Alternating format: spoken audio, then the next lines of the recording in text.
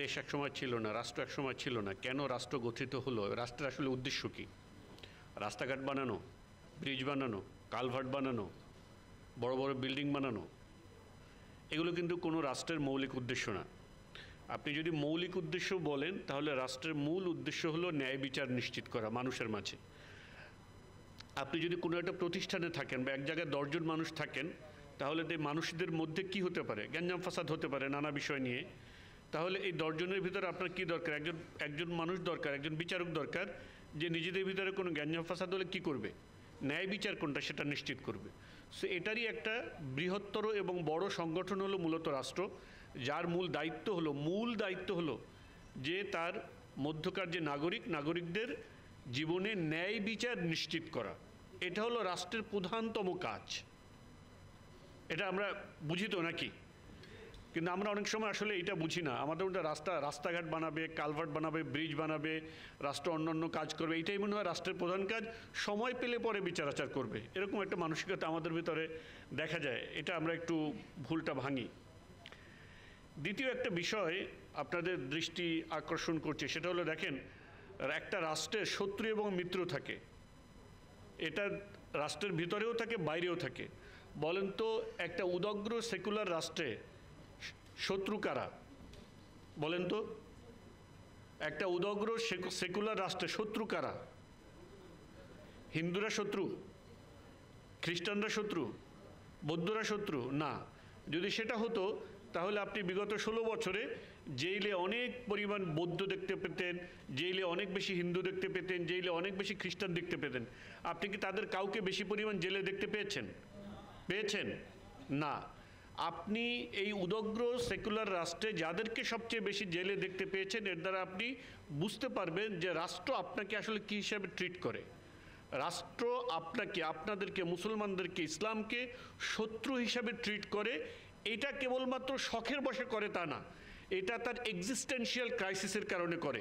কারণ এই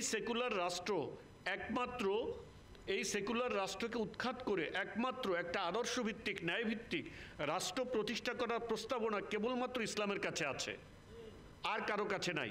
এই জন্য ইসলাম এবং মুসলিমদেরকে এই রাষ্ট্র শত্রু হিসাবে ট্রিট করে।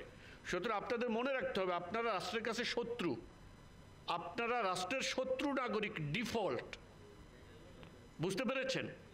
এটা নিজেদেরকে বুঝতে হবে। এটা তো থাকলোই। এবার আপনি ধরেন রাষ্ট্র আপনাকে শত্রু মনে করলো না, অন্য সকল নাগরিক যারা এই সেকুলারিজমে বিশ্বাস করে তাদের কথাই আপনি ধরেন। আরে ভাই, রাষ্ট্র তো এই তাদের বন্ধু নাগরিকদের জন্যই বিচার নিশ্চিত করতে পারতেছে না। আপনাকে সামান্য কয়েকটা তথ্য দেই। আপিল বিভাগে 37,000-এর বেশি মামলা আছে এই মুহূর্তে। 2024 সালের অক্টোবর পর্যন্ত বাংলাদেশের সুপ্রিম কোর্টে বিচারকের সংখ্যা মাত্র 107 জন, যার মধ্যে হাইকোর্টে 101 জন এবং আপিল বিভাগে 6 জন। হাইকোর্টের বিভাগে 101 জন বিচারপতির মধ্যে 76 জন স্থায়ী আর 25 জন অতিরিক্ত। কতজন খেয়াল করেন? সব মিলে হলো 101 জন। এবার খেয়াল করেন, মোট বাংলাদেশে আদালতগুলোতে মামলা বিচারাধীন আছে 46,52,000। 19 অগস্ট 2023-এ সংসদ ভবনে অনুষ্ঠিত আইন মন্ত্রণালয় সম্পর্কিত একটা সংসদীয় স্থায়ী কমিটির বৈঠকে একটি প্রতিবেদন উপস্থাপন করা হয়। এই প্রতিবেদনে দেশের জনসংখ্যা 17 কোটি ধরে বিদ্যমান বিচারকের সংখ্যা দিয়ে ভাগ করা হয়। দেখা যায় যে একজন বিচারকের আওতায় 94,444 জন মানুষ পড়ছে। বুঝেন? অর্থাৎ 94,000 মানুষের বিবাদমান বিষয় ফয়সালা করার জন্য একজন মাত্র বিচারক। কয়জন বিচারক? একজন মাত্র বিচারক। এটা মনে করেন না আপনার বাংলাদেশের একার সংকট। আমাদের প্রতিবেশী শত্রু রাষ্ট্র ভারত, সেখানে 47,000-এ একজন, প্রতি 47,000 মানুষ প্রতি একজন। পাকিস্তানে প্রতি 50,000 মানুষের বিচার করার জন্য একজন। বুঝেন? আপনারা স্বাধীনতা অর্জন করছেন, লাভ করছেন, কিন্তু আপনি চিন্তা করে দেখেন যে তাদের অন্তত 50,000, আপনার কিন্তু 94,000 এখনো। আপনি কি উন্নতি সাধন করছেন? যুক্তরাষ্ট্রে প্রতি 10,000 মানুষের বিচার করার জন্য একজন বিচারক আছে, আর যুক্তরাজ্যে 3186 জন মানুষের বিবাদমান বিষয় বিচার করার জন্য একজন বিচারক আছে। তাহলে আপনারা কি উন্নতি সাধন করছেন দেশের? এটা তো ভাই আপনার কথা বললাম, যেটা আপনার বন্ধু শত্রু নির্বিশেষে সবার জন্য। আপনি তো শত্রু নাগরিক, তার বন্ধু নাগরিক সবার জন্য এই দুরবস্থা।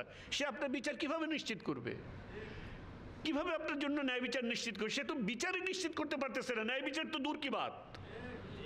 জিনিসটা বুঝেন, আগে তো আপনার বিচার নিশ্চিত করতে পারতে হবে, তাই না? তারপরে না ন্যায় বিচার অন্যায় বিচার প্রশ্ন।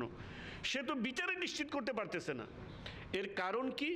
কারণ হলো এই রাষ্ট্রটা একটা সেকুলার রাষ্ট্র। এই রাষ্ট্র প্রতিষ্ঠার কোনো উদ্দেশ্য ন্যায় বিচার কায়েম করা নয়, কোনো বিচার কায়েম করাও এটার উদ্দেশ্য নয়। বুঝতে পেরেছেন?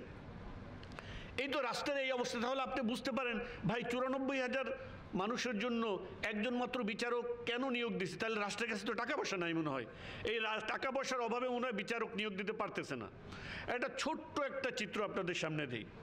28শে নভেম্বর 2022 যুগান্তরে প্রকাশিত প্রতিবেদন অনুযায়ী ত্রুটিপূর্ণ নকশা, সঠিক সম্ভাব্যতা যাচাই না করা, বাড়তি কাজ, সুষ্ঠু নেতৃত্ব